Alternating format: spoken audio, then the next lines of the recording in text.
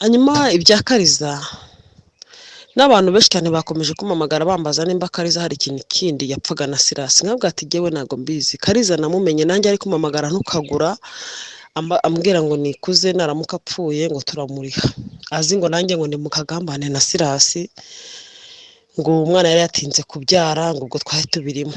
Kariza bamagara ntuka, nibwo buryo namumenye. Ndavuga ati ibyo simbirimo, ni kandi igihe ibyo bintu ushaka gushyiramo nanjye sinkibana na Silas.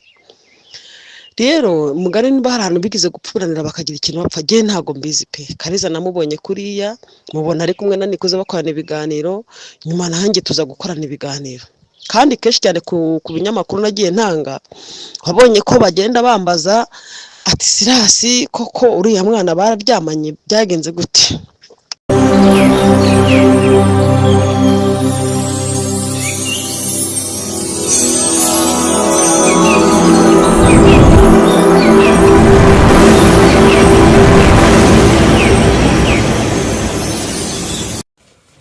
ongera uhabwe umugisha n'Uwiteka wowe tubana umunsi ku munsi, wowe udahwema gukurikira ibiganiro bica hano kuri Salomo TV.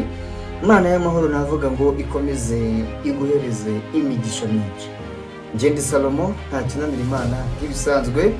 Ahangaha ni kuri Salomo TV, uhawe ikaze. Iyi ni channel y'Abanyarwanda, ni channel ikorera mu gihugu cy'u Rwanda, ariko by'umwihariko igasavinga ku isi hose muri rusange. Ndagira ngo rero nkuko mubizi twari twabagejejeho uko iburanishwa ryagenze riburanya gatanya ya Silas Nzabahayo, n'umuhanzi w'indirimbo zo kuramya no guhimbaza Imana. Twababwiye uko byagenze, uko Silas bigaragara ko agomba kubona gatanya. Ese wakwibaza ngo ni iki cyavuyemo? Uyu munsi ni tariki 27 z'uku kwezi nyine kwa 11, muzi ko urubanza rwabaye imbere yaho. Ubu rero nibwo basomewe. Wakwibaza ngo havuyemo iki? Nta kindi cyavuyemo rero, havuyemo gatanya nyine nk'uko n'ubundi uyu mugore n'umugabo ari Helena arayemera, ndetse ari na Silas nawe gatanya yari yasabye akayemera. Byumvikane ko rero gatanya bayihawe. Ibindi byo ntabwo nashatse kwinjira mu bintu byabo cyane, cyangwa se ntabwo nshaka kwinjira mu bya gatanya cyane, dore ko narinje gusa kubamenyesha ko nyine byakunze cyangwa se byemeye.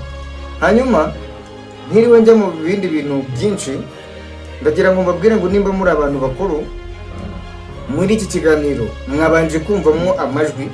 Ariya majwi na ya Helena nyirizina, umugore wa Silas, avuga ko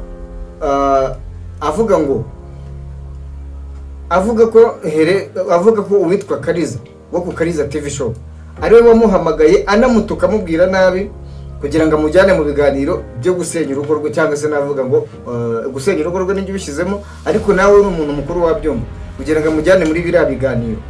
Amaze kumujyana muri biriya biganiro, ngira ngo nyine icyakurikiye mwarakibonye, niyo gatanya ivuyemo. Hanyuma uyu Kariza mbere nyuma yo guhamagara uyu, cyangwa se mbere yaho hari harakozwe ikiganiro ku Mpanuro TV gikozwe n'uwitwa Paso ku Mpanuro TV. Iki kiganiro agikorana n'uwitwa Nikuze Divine, agikorana na Divine. Hanyuma iki kiganiro cyavugaga ko Divine yavugaga ko hatewe inda uwitwa Raisa. Iyo nda yari yaratewe n'umuhungu wa Silas.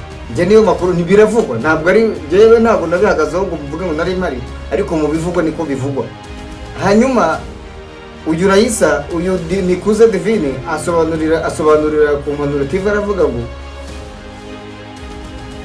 muka Silas yashakaga ibimenyetso byo kugira ngo ashirishe umugabo, k'umugabo yagiye hanze agatera inda. Ndagira ngo uze kumva neza impamvu ahantu gatanya yaba yaraturutse. Hanyuma uyu Raisa biza kuba ngombwa ko bamujyanye kumutumisha. Niko Divine we uriya mukobwa avuga ko yabyaranye na Silas yivugira, biza kuba ngombwa ko uwo muka Silas ngamujyana kwa muganga, baramupima n'inda basanga anayifite, nyuma ngo baje no kuyikuramo, ariko ari umuhungu wa Silas Prosper. Njye ntabwo bihagazeho, niko amakuru avugwa. Noneho rero hano mwaya majwi mwumvise ndibwo nze kuyasubiza mwongere muyumve. Asobanura neza ko Kariza ari we wamujyanye nk'aka gakino systeme pour kwanje. Sinzi rero ngo ni ibiki, sinzi izi social media rwose ni ibintu bitoroshye, ariko nawe nimba wumvamo neza urumvamo ko hari ahantu uyu muvandimwe Silas arengana, kuko uyu Helena we ubundi yivugira ko atashakaga no kubyinjiramo, ahubwo ko yabyinjijwemo na Kariza. Uze kubyumva neza. Noneho Kariza nawe akaba yarakuye inkuru ku Impanuro, kuko Impanuro TV niyo yabanje gutangaza bino bintu, yazanye umukobwa witwa Divine kuri kamera. Wakibaza ngo ese kubera iki uyu Divine we yakoze ikiganiro ku Impanuro. Impanuro bo bari bamenye gute aya makuru? Ariho hantu haje guturuka iyi ntandaro y'ibi biganiro. Urumva ikiganiro cyavuye ku Impanuro, abantu baracyumva, ndakariza jewe kurundi ruhande nawe yabyumvishe nk'abandi bantu, hanyuma ahita akoraho content nawe, ariko nyuma ngaza kwihamagarira uyu Helena amubwira nabi, amubwira ko wenda se yakora ikiganiro n'ibindi, wenda ashobora no kubera mubwatira umugore wenda se gaho gute na gute, nta bwenge ugira gute udakora ibiganiro, uyu mugabo nyine nawe ko yakoze ibi nawe ngo umubabaze. Birashoboka cyane, nge nibyo ndi kwipoza, ariko noneho ndagira ngo wumve ahantu iyo gatanya iturutse. Abantu mwagiye mwibaza ibibazo bitandukanye, ariko urumva ko ni ibintu bisobanutse. Ahangaha rero kuri Salomo TV tuba twinjiye tugasesera, tukazana amakuru atariho ivumbi. Mu by'ukuri rero ndagira ngo mbabwire ngo n'ubu tuvugana umuvandimwe Nzabahayo Silas ntabwo ashobora kuba atitabiriye cyangwa se ntiyitabiriye bitewe n'uko yari arwaye, yari afite ikibazo cy'uburwayi. Nibaje nise aho twagize turibaza ati yaba hari ukuntu babigenje abantu nabo ko ari bagari bakamuhuhiraho ugasanga no kuza biragoranye, ariko ndagira ngo mbabwire ngo muvandimwe ntabwo byoroshye, ntabwo byoroshye.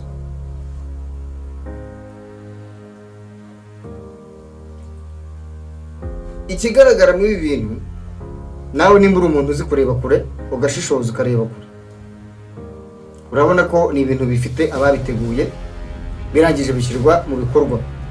Kuko ntabwo wambwira ukuntu ibintu byaje byikubitaho, ntabwo ubundi wanyumvisha ukuntu Helena nawe yagiye akahitaza. Nge nibaze ukuntu Helena yagiye gushaka itangazamakuru, ariko ugenzuye neza usanga iri tangazamakuru ahanini byarashashwe n'iwabo n'uriya mukobwa Divine, nibo bashatse itangazamakuru. Hanyuma Helena nawe amaze kubona ko bigiye ku itangazamakuru, nawe nta kindi yagombaga gukora, kandi baguma kumwotsa igitutu. Uwakimwokeje ntamubabwiye.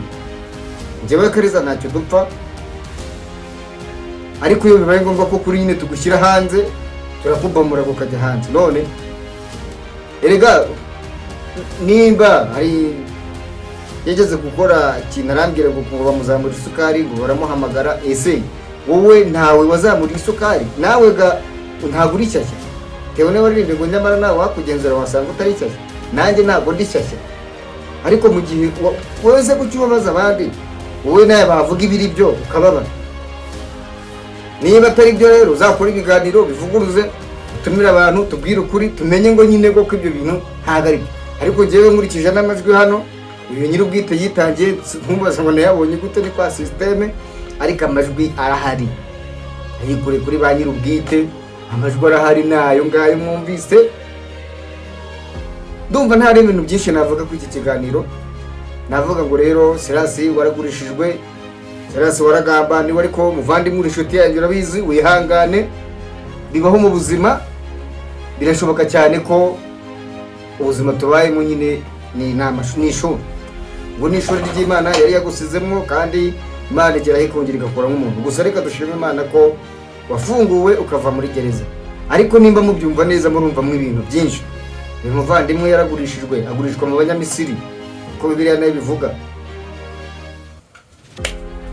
Abafilisitiya baramugurishije. Ribyo nza mvuga rero hano Kariza, nibyo nakubwiye, ushobora kuba wakwitonda, kuko birashoboka ko n'ubwo gatanye baba bayihawe cyangwa se batandukana mu bw'amategeko, ariko nyuma bakazasubirana, abana babo bakongera bakaba babahuza. Bashobora no gusubirana, bashobora no kudasubirana, ariko nanone abana bakababuza kuko ntabwo umwana azakora ubukwe babure kuza nk'ababyeyi. Icyo gihe rero bizagaragara neza. Rero navuga ngo hano tujye duca amazimwe dukomurutse dukome n'ingasire, tuvuga ukuri niyo twakuzira ariko kube guhari. Njyewe nari naremeye nabanje kwemera ibintu Kariza yavuga mbere n'ibyo nyuma nza kugenzura neza ndavuga ariko ibi bintu ushobora gusanga umuvandimwe arengana, njye ninjira mu kibazo nsanga rero umuvandimwe kuko ararengana, namwe mwarabibonye. Noneho by'umwihariko abantu mukurikiye Salomo TV n'ubonye iki kiganiro gisharinge, hari n'abandi bafite ibinyoma.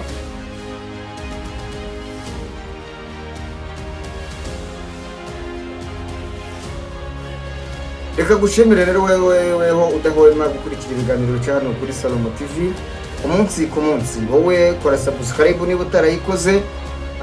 Nshimiye cyane abantu bose bari ku mugabane w'Uburayi, umugabane wa Aziya ndetse na Australia na Afrika yacu muri rusange. Mwese ndabashimiye, Imana y'amahoro nibahereze imigisha myinshi.